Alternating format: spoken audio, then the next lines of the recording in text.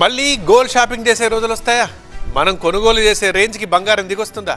ఎందుకంటే పుత్తడి మళ్ళీ ఆశల్ని రేకెత్తిస్తోంది. గోల్డ్ ప్రైస్ దిగొచ్చే సూచనలు కనిపిస్తున్నాయి.